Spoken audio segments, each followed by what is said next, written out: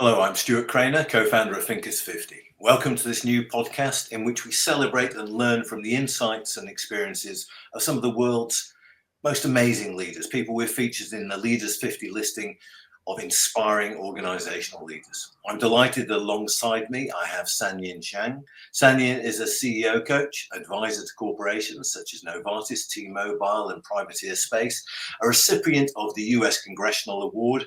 She's also a professor at Duke University's Pratt School of Engineering and leads the Coach K Center on Leadership and Ethics at its Fuqua School of Business. Most importantly, of course, Sanyin is a Thinkers 50 award winner and one of the world's 50 most important management thinkers. Sanyin, great to see you. Thank you so much, Stuart. And let me also take this chance to brag about my co-host, Stuart Craner. So Stuart is a co-founder of Thinkers 50, the world's premier global ranking of management thinkers, or as the Financial Times once called it, the Oscars of management thinking. He is a prolific author of management books, including the Financial Times Handbook of Management and The Management Century. And because of his range of expertise in leadership and in leadership ideas and his curatorial genius, and we'll find in this conversation his British sense of humor, he is always one of my favorite thought partners. And now to our guest today, Asheesh Advani. So Asheesh Advani is CEO of Junior Achievement Worldwide. JA is one of the largest global nonprofits, and it's dedicated to preparing our next generation for economic success through hands-on programs in financial literacy, workforce readiness, and entrepreneurship. Mark Cuban, for example, is one of its many alums.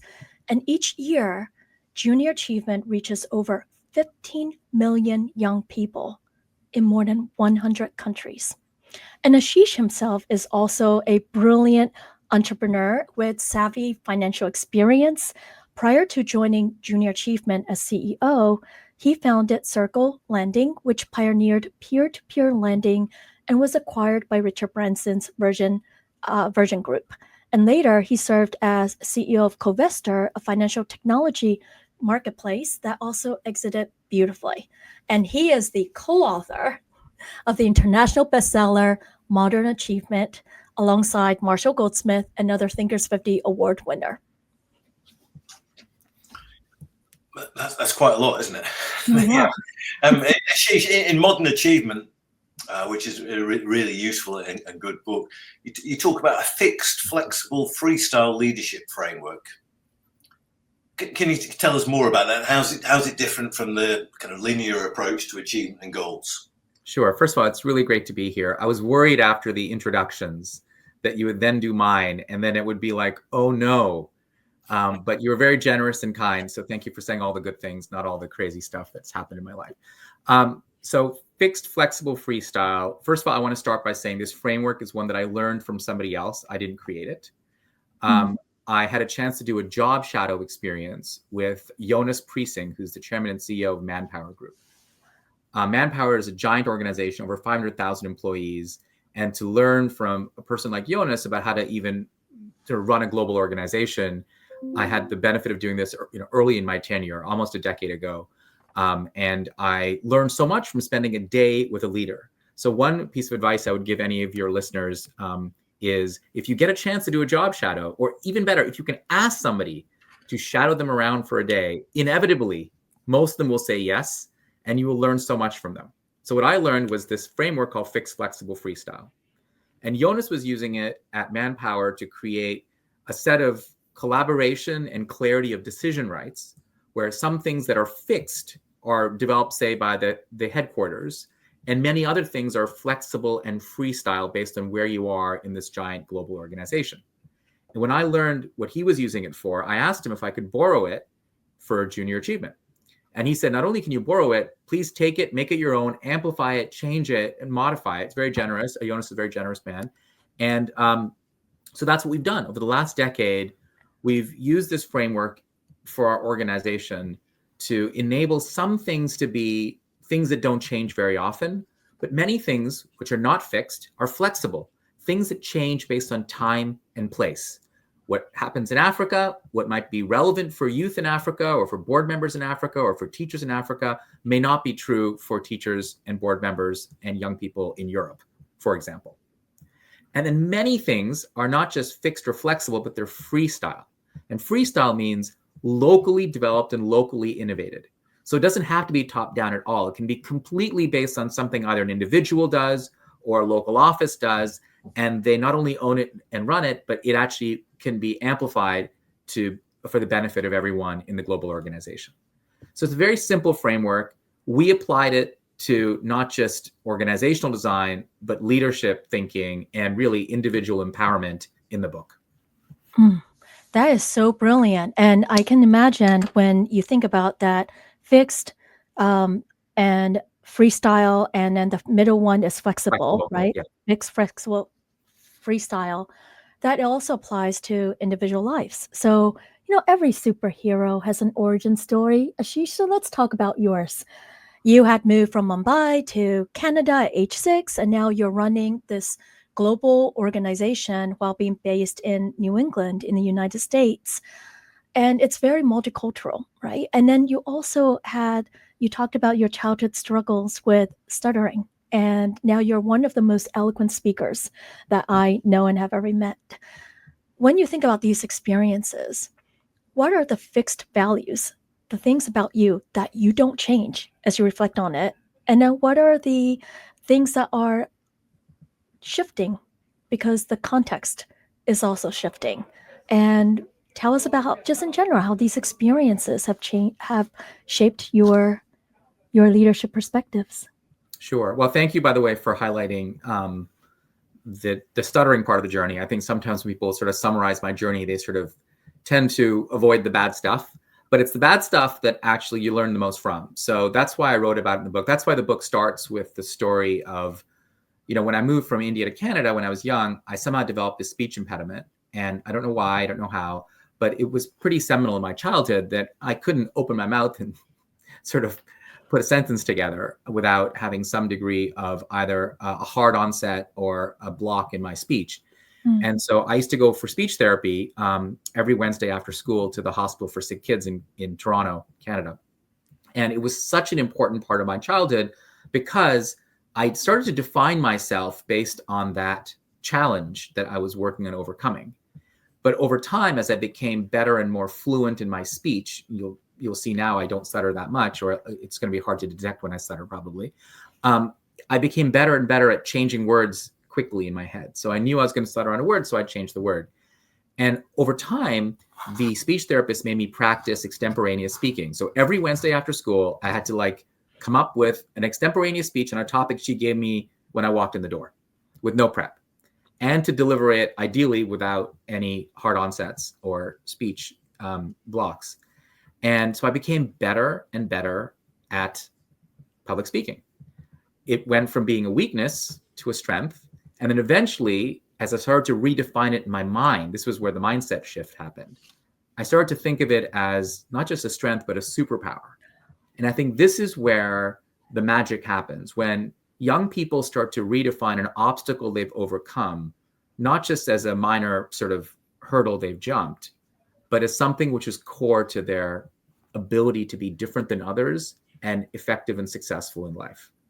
And I went through that in my own journey. And so when you asked me, Sandy, I think your original question to me was, what do I thread as the common fixed value along my life? I think be able to empower others and help them find their own equivalent or their ability to sort of live up to their full potential is very motivating for me. Wow. And I love it's about what makes us different is actually what makes us invaluable, instead of trying to fit everyone into this cookie cutter image of what achievement is. Beautiful. Yeah, it's amazing how a weakness can become a strength in that way. It's a really powerful story. Perhaps everybody should do that. You should just walk into a room and say, well, give us 3 minutes about whatever. And it would be incredibly powerful. But tell us more about JA. I mean, your job there as CEO, because you've worked in the corporate world, the finance world. How is the job of the CEO different in your situation? when you came into it? How did it differ from what you previously experienced? Well, it was I didn't know what running a global organization was until I joined Junior Achievement. I'd worked for international organizations and ones which had offices in different places, but there's something incredibly valuable about being in a global organization and being able to bring people together across borders and boundaries. And we do it, of course, for young people. We also do it for board members, some of whom actually, while they've traveled to the usual places, the Western Europes and the North Americas, they haven't actually traveled to some places. Like we had a board meeting in Peru, and we had the entire global board go to Peru. We've had board meetings in South Africa and in China. Like we've had a chance to really travel, and opening up the minds of young people who, for often, it's their first time ever on an airplane coming to our events. So it's something they remember for the rest of their life. And so, running an organization that allows people to see the value of interacting with people across cultures is not just empowering. I think it's valuable for them as well, genuinely educational. And then beyond just the global piece, the other thing that I would say is we are a very decentralized organization where we embrace the diversity, because we effectively are a networked organization, what some people call a federated nonprofit. So we have over 300 different legal entities in 100 countries, and they each have their own board and they each have their own leader, whether it's called a CEO or a president or executive director. And so we're basically a collection of nonprofits, and we have one common agreement that we all sign, and we have a series of ways to work together. Fixed, flexible, freestyle is a simple way to describe it, but there's so many other layers of complexity that allow us to work towards a shared mission. Frankly, I really wish the world actually had more organizations like ours, because I think we'd have much less war. I think we'd have much less conflict if we respected the diversity of viewpoints and treated people in a way that really empowers their local views, but also comes up with shared values we can all move towards. It's a lot messier, isn't it? As an organization, I think that's why. I mean, in the West, there's a liking for certainty and clarity and black and white. The organizations are seen as black and white. But it's a bit of a fallacy, Stuart. I mean, there may be a desire for control and certainty, but we all know, Leadership 101 is you actually can't control the outcomes. So I think we've got this mindset that there's value to control when really there's value to outcomes. Yeah. And if we focus on having shared mission, shared vision, shared outcomes, and not focus on controlling the process as much, it tends to actually, in my view anyway, have better, faster, cheaper outcomes. But the challenge is when you're running a corporation and you've got shareholders and you've got to set expectations, it's very, very challenging to not want to control the process as well. Mm. And very few leaders are willing to let go. I have the benefit of not having the same types of, I'll call it shareholder pressures. I, of course, have a board and I've got other pressures, but I don't feel I have the need to control the process as much. Mm. Let's dive into that a little bit more, because we are in a world, whether we are a corporation or a federated nonprofit like yours, it's a complex world, right? And let's dive into the how. By the way, I wanted to go back to a point you made about engaging these, whether it's your board members or these youth, in expanding their world by getting them across different cultures and experiencing different cultures. I think, as those of us who have learned different languages, when we engage with different, it not only expands our world, but it also makes us gain a deeper understanding about our own world. Like when I'm learning English, that's when I discovered the nuances of Chinese or Taiwanese, right? And so this idea of expansion is not only about getting them to expand their mindsets, but it's also creating a deeper sense of self-awareness, and it also a deeper appreciation of our own cultures too. So I wanted to point that. But then let's connect to what you just said about control, and then also what you said about manpower, about decision rights and clarity of decision rights. It's not about the absolute let go of full control, but it's about knowing what to control and what to completely empower. Talk us through your process of that, right? Because I think that clarity can actually help create the type of generative positive outcomes that you described? Sure. So let's take 3 quick examples: the brand, technology, and programs or educational programs. So those are 3 things that we do in this organization. So brand. So JA Worldwide is the corporate entity that owns the brand. So we could run the brand where we have really tight controls. Or we could run the brand and say, here are some guidelines. We need you to follow these fixed guidelines. But you can bring the brand to life in ways that are relevant for your local context. If you're operating in China and India and even the UK, you may not want to have an American brand be front and center in what you do. You may not want to. But we want you to use the same color palette, the same triangle, the same logo, the same values, the same mission. We need to have some elements of what brings our organization together. But you may want to really broadcast a very different message to the local school system. Our goal is to reach youth in schools and to reach youth even in out of school settings, to be able to help change mindsets and skill sets to help them thrive in the future and build great, thriving communities, right? That's what brings us all together. We don't dictate how you have to use the brand with a high degree of specificity. We actually want it to be an abundant brand that's relevant for your local context. That's brand. That actually, of the 3 examples I just gave you, brand, technology, and programs, is the one where we have the most control over. Technology is perhaps one where we say even more. The likelihood of having the same technology platform in Saudi schools as Chinese schools and US schools is low. So we're not in the business of building technology platforms that everyone has to use. We're in the business of funding and motivating and training people to build their own platforms, but bringing them all together with ways, for example, to create interoperability. So we at JA Worldwide invest in interoperability, not on platform creation. That's an example of a strategic shift in thinking that allows people to really get along and own their own choices, but not force adoption. And I'll give you one more example on programs. Of course, when you're doing an entrepreneurial program in India versus the Bay Area versus rural Kenya, you're going to have very different examples of role models. The worst thing that we can do is to have like the same role model for the 3 students. It might discourage somebody. You put Richard Branson as a role model for a young girl in Africa, maybe she won't want to be an entrepreneur because she'll be like, he's nothing like me. I'll never be a successful entrepreneur. So we want to customize the role models at the program level, but we want to have some shared commonality. So we have common naming of programs, common outcomes that we track. Do entrepreneurs go on to create businesses? Do entrepreneurs have good school outcomes, educational outcomes? These are the types of things that we track, but we create a lot of autonomy at the local level. Does that make sense?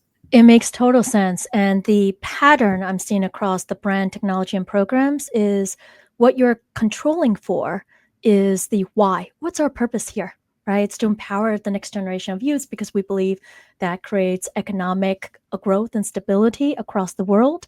And then the what. What is it that we are doing, right? But then you're completely empowering the how and also allowing for that customization, which is what this next generation wants anyways. So we're seeing, for example, the MBA is now exploring MBA Europe. It's been an MBA China, MBA Africa. It's the same. What you just shared here can also apply to whether it's the MBA, whether it's a global organization that's doing business in multiple locales, or a US-based business or European-based business or any place in the world that's expanding into other global locales. So thank you so much for that, Asheesh. I think the customizing role models is interesting, isn't it? Because you kind of underestimate that. It's kind of assumed, like, say, in the entrepreneurial space, the role models tend to be American Silicon Valley people, as you say, or Richard Branson. He's the only other one who's thrown in. So it tends to be kind of lazy role models. But if we make the role models, what you're saying is you make the role models work and connect them to context, they are actually role models. Well, Stuart, I want to congratulate you at Thinkers 50. I mean, you have a very global set of role models with the T50. And I know that's probably a journey not easy, given the management thinking has been such a Western concept for so long. So leaning into that being global, you have an amazing platform to do that. Interestingly, I was with a Chinese leader, Jiang Reimin of Haier, yesterday, and he's talking about some of the same issues that you're talking about, like leaders giving up power, which I think is a really is necessary in so many organizations. And which leads to the next question: what is the job of the CEO? So how do you see your own job, Asheesh, given you're working in a very federated organization? It's completely global in over 100 countries. What is the job of the CEO? So I'll start with a few examples of what I think places where CEOs can add genuine value. One is having clarity of a long-term North Star. So as everyone develops their short-term strategies, at least we're all moving in a direction that's values-based and productively in the same direction. That's one. Another is a lean back on values. Really having clear values and living up to the values to the best of our abilities. We're all human and we all make mistakes, but living up to those values and doing it in a way that the whole team believes in them and wants to live up to those values. I would say another really important job is stakeholder management. Not just at JA where we've got multiple stakeholders, but really in any CEO role, not really only be focusing on one group at the expense of others. I think being really balanced in stakeholder management is, in my view, incredibly important. I can give you specific examples in our case, but I think every organization has its stakeholder groups. And I think the job of the leader is to be able to balance those interests really well. Let's follow up on that, because I think that is one of the hardest things for leaders, right? So like for you, for example, you have your international board, you have 300 different boards, you have also the teachers, the volunteers, the students. How do you engage them in that conversation to be able to ladder up to or have them build that sense of shared ownership in that North Star or the direction that you and the team are taking? Well, I'm not dissimilar to other leaders. There's some very simple things you can do. Simple to say, sometimes hard to do. One is having one clear visual, one slide, one message that you share over and over and over again in every stakeholder meeting you possibly are invited to. I mean, you will be sick of sharing that one slide and that one message, and that's okay. We all make sacrifices, but we have to keep consistent. So every 3 years, we have a strategic plan cycle. I have one slide, and I like to make sure that everyone sees himself in that slide. So it's intentionally inclusive, the slide, where there's a clear North Star, but there's also everyone sees themselves in the strategic priorities or the enablers, as we call them in our organization. And so that's my job, is everywhere I go, whether I'm speaking to teachers or for us, alumni is a huge stakeholder group. We have over 150 million living alumni of JA and the JA entities around the world. So Stuart, in the UK, of course, we have a different brand, Young Enterprise. And in the Middle East, we have the brand INJAZ. But in most geographies, our brand is JA or Junior Achievement. And so young people come out of our programs and, they go through them at a young age. So they may not think of it themselves like a Duke alum would say, I went to Duke and I had a graduation. So we created a graduation moment when we had our 100th anniversary in 2019. We sort of leaned into building alumni associations around the world. And we created a graduation moment. So people come out of JA and say, I am now a JA alum. And in all my presentations to alumni, to teachers, to volunteers, to board members, to staff, I talk about fixed, flexible, freestyle. I talk about our North Star, which is reaching 100 million young people per year by the year 2050, which is about 10% of the world's youth population. So our goal is 10%. Every community want to reach 10% of the population because we believe that's a tipping point. When you reach enough youth in a given geography, you go from not just impacting the individual, but you actually start to impact the community and society. And, I think one reason I'm so proud of the fact that we've been nominated for the Nobel Peace Prize is we draw the connection between prosperity, peace, and economic empowerment and prosperity. Because you can't have peaceful communities without everyone feeling prosperous, everyone. And you can't have everyone feeling prosperous if young people are not economically empowered to own their economic success and think it's their responsibility to be a job creator or to be skilled for the right jobs of the future. So that's where we lean in, and that's where we feel we add value. So what I'm hearing there is, one, keep it simple, not 500 PowerPoint slides. It's not about proving how smart you are, but keeping it simple, although laddering up to that one single slide takes so much intention and thought. And then two is identity, whether it's your alumni feeling their sense of identity as part of this JA team, JA family, or your board members or your volunteers and teachers. And then three, it's also about just the narrative. Prosperity creates peace, and we can achieve prosperity without empowered youth to give them that means for economic growth. It's just so beautiful, Asheesh. Sonia, you said it better than I did, so maybe you should be on the roadshow here and doing this. I'm a JA fan already, and I'm happily ambassadoring. I think we should just kind of recap some of the numbers that she referred to there. I mean, more than 150 million alumni is pretty incredible in itself. And then the big dream of 100 million young people every year by 2050. I mean, that's, how would you describe that, Asheesh? Is that very ambitious, or how achievable is that? Because there's huge numbers and it's difficult. It used to feel very ambitious. I like to break it down and make it very achievable. If we grow at 10% per year, we'll get there. We started at 10 million. We're now just past 20 million. I think you mentioned 15 earlier, but now at the end of this fiscal year, which was last month, we looked at the data and we're going to be north of 20 million. So, and we've grown about 15+%. So we're ahead of our target of 2050, but we also recognize we want some degrees of freedom in the future. You know, things will go wrong. There's obviously the geopolitics of the moment that could slow things down, and future recessions, and the impact of AI, which could be both an accelerant and it could change things. So we know that there's things are unexpected and hard to forecast in the future. So at today's trajectory, we can get there by 2041. So we have 9 years of degrees of freedom at 10%, but 10% might be harder to grow when the numbers are at a higher scale. You're beginning to sound like a corporate CEO there, Asheesh.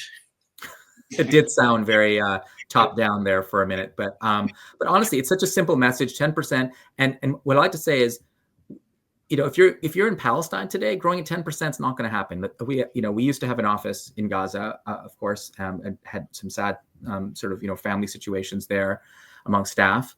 But we have an office in the West Bank. We have an office in Israel. And in those places, growing at 10% makes no sense. And my message to my team and to my colleagues and to others is never force anyone to grow at a number.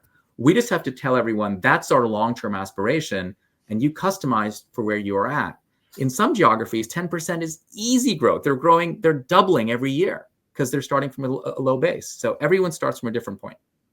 And we should mention again that you were nominated, JA Worldwide was nominated for the Nobel Peace Prize, which is a fantastic recognition for the amazing work you do.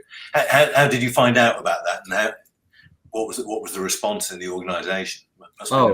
It's been so wonderful to sort of see the response amongst all of our stakeholders, teachers, students, alumni, of course, the staff and the board members are just so proud.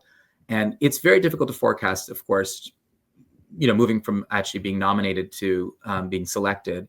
And I really like to say to everyone that even if we never get selected, the fact that this nomination has helped us think of ourselves differently as an organization, as leaders, as people, and work extra hard to connect our work to build prosperous societies, that alone has been a victory. And it just makes us better and better. Every year, we start to be more intentional about making sure that we live up to our mission and are empowering young people to not just benefit themselves, but benefit communities.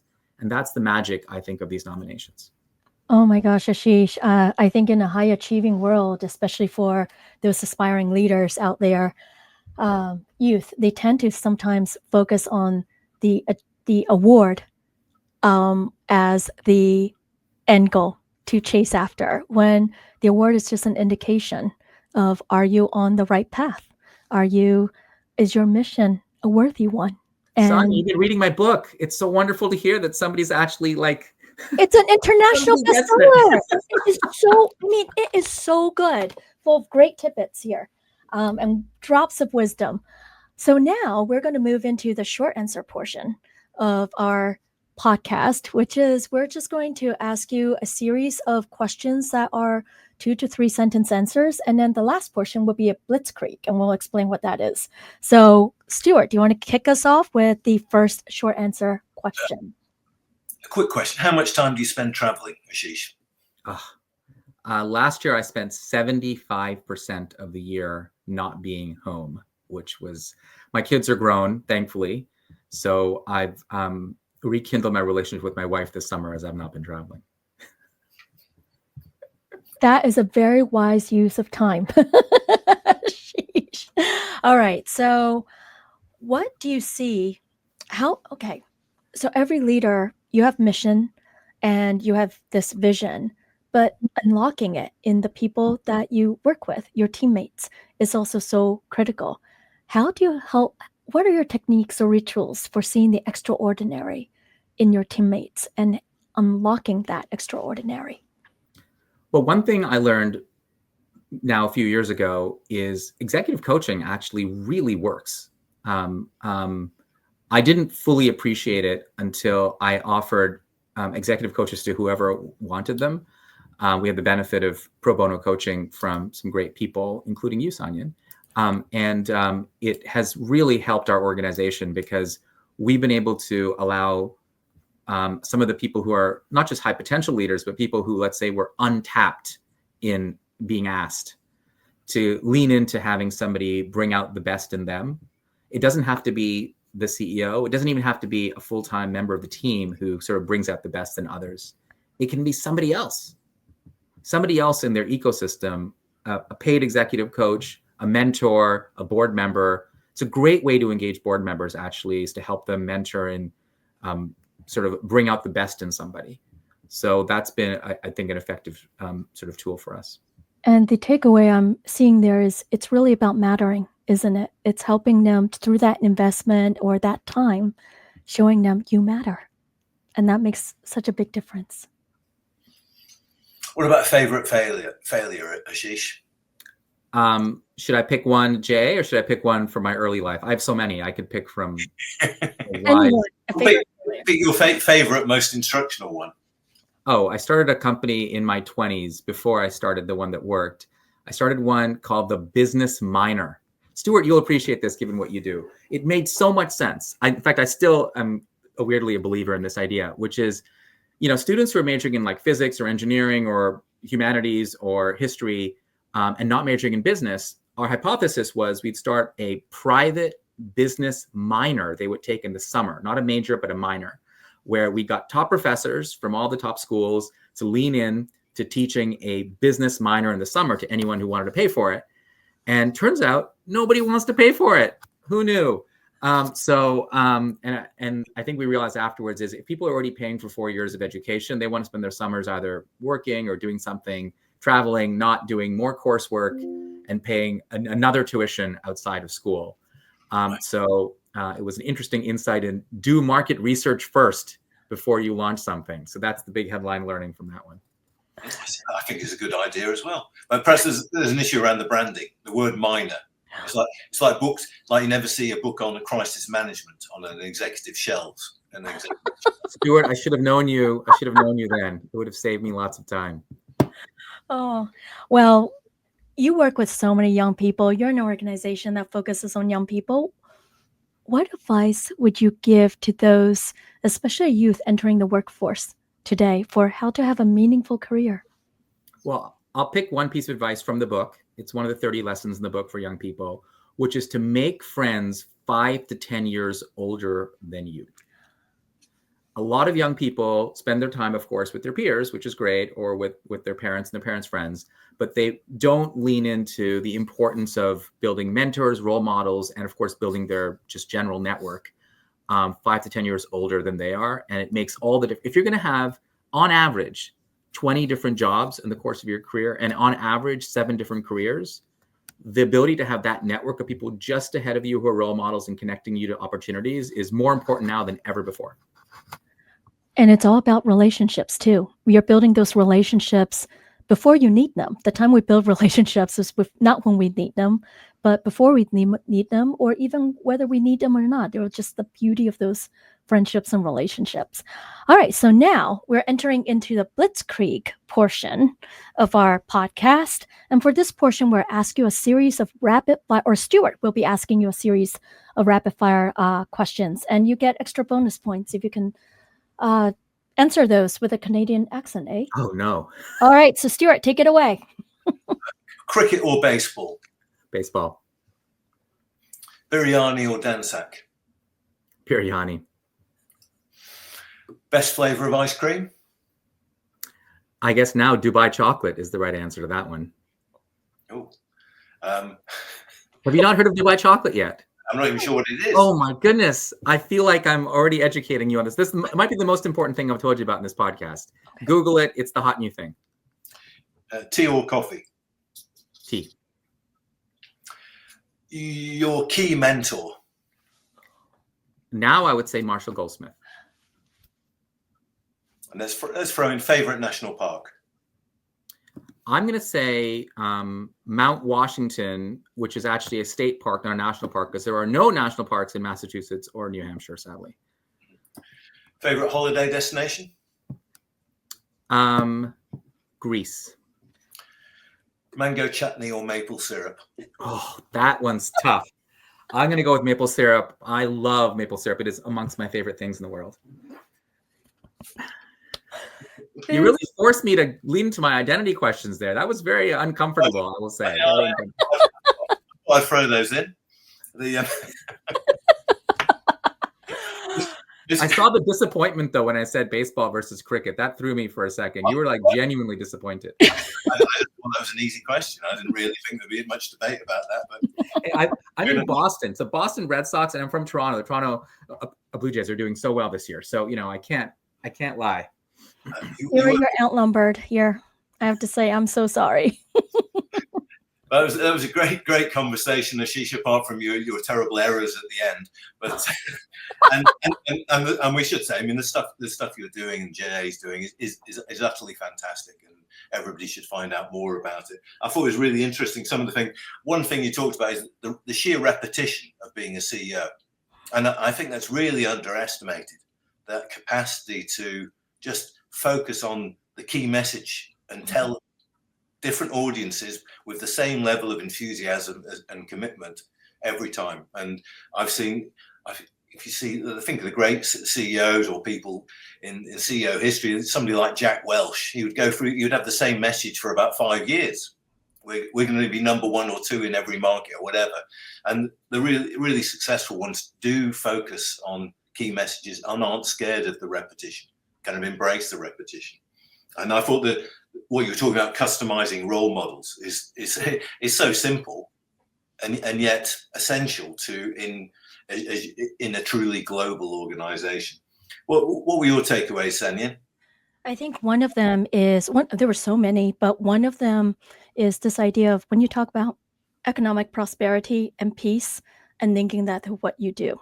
I think a lot of times when we talk about the why of what we do, we usually stop at, well, we're trying to empower 20 million youths a year and get to 100 million youths by the year 2050.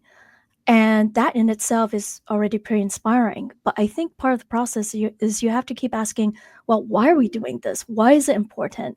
Well, it's because it's economic prosperity when we have this next generation of youth. And we've got the data to show it over the last 100+ years. And then, but why economic prosperity? It's for that big picture of global peace. And I think not stopping at just like the first why, but also continuing and connecting the dots with what are we trying to do here for humanity. I think that getting to that is so hard and so necessary. And I hadn't thought about that before. And then the second is your failures, your impediments. If you know how to leverage it wisely, such as what you shared about with your speech, and then because you're focused on how do you transform yourself to be better by doubling down on that, because that's what made you different. And in the process, what makes you different, the thing that you think might be holding you back, if you know how to channel it, how to change it, how to transform it, it can be the thing that pushes you forward. Because I would say one of your many superpowers, Asheesh, is how you frame things, and then the depth of authenticity and belief with which you share that. And that is so you're an eloquent speaker. You're too kind. You're too kind. This has been so empowering for me to be on. I'm now ready to go, and now I'm going to like work extra hard for the next like day or two. Thank you for giving me that energy. Wait a minute, you're not off the hook yet. Oh, there's more? This is a conversation because you're reflecting, and sometimes in reflection with others, that's how we surface maybe new insights or takeaways or my reflections too on this conversation. So the one thing which I really realized in answering your questions is what you framed as one of my strengths, I think is one of the areas where I can actually improve, which is not just starting with one level of the why, but taking the first derivative and going further and further and further into, well, actually, for example, I mentioned the 100 million and the fact that it does go from impacting individuals to communities. But then the why of communities is because then you have, we're the only organization on earth that can deliver scale, not just individual impact at the numbers that we do. So that's our differentiation. So I just have to remind myself and remind others in the organization where even if they're not there yet, which many are not in their local communities, by virtue of us getting there together, we can impact not just individuals, but our communities and society. And that, I just don't do that often enough, Sanyan. So you educated me actually on an area where I can improve. Do you think others' perception of your weaknesses and strengths ever correlates with your own perception of your weaknesses and strengths? I suspect it doesn't. It's a very good question. I just did a 360, which I got the results yesterday for. So I actually have very clear, at least for the executive team and members of the board, what the gaps are and where I can improve. I mean, in that particular 360, I think there was a pretty high correlation between stuff I thought about myself and stuff they thought about me. But I think once you go past that, I'll call it the tight circle to many others, I'm certain that I have many blind spots. I probably speak too quickly for a lot of people. I should probably slow down. I should probably be more empathetic to the needs of people who may have, totally different life stories than me. And also, a lot of people hire people just like them. I've been very intentional to not do that. But I feel that I need to be better at surrounding myself with others who make hiring decisions, because they make great decisions and sometimes I don't. I wanted to just bring that out a little bit. When you talk about fixed, flexible, and freestyle, strengths and weaknesses, depending on the context, they're not fixed. Right. So think about everyone in one culture asking questions is perceived as respect. In another culture, asking questions, which is, can be a great superpower, can be seen as kryptonite because it can be a sign of disrespect. And when your team members and your board members, they're always shifting. Every time there's a change, the context changes and there's a different blind spot. So it's flexible and freestyled. Tanya, you're coming up with different applications of this framework. Exactly what it's there for. Cool. It was a great advert for job shadowing. Yes. Which Stuart and Sonia, could I ask you, would you be open to the idea of having a young person shadow you one day? Oh my gosh. You'd be open to? Yes. I mean, I'm here with. I take a lot. In your case, it already happens because you're a Duke, right? So yes, send your kids over. Okay. They inspire me. It's a strange thing. It's a strange thing, isn't it? Shadowing somebody who sits looking at a computer largely. Well, it's Zoom. It's actually easier. It's just as long as you don't mind the confidentiality stuff, people can learn so much. Actually, it's powerful. Stuart, one of the ways that, because a lot of my students, like over the summer right now, it's virtual. Job shadowing isn't necessarily just following you up and seeing what you're doing every day.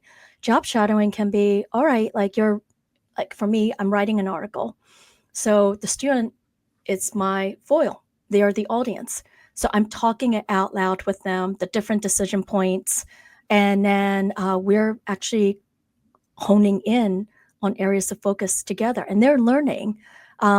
Job shadowing is actually like this idea of apprenticeship.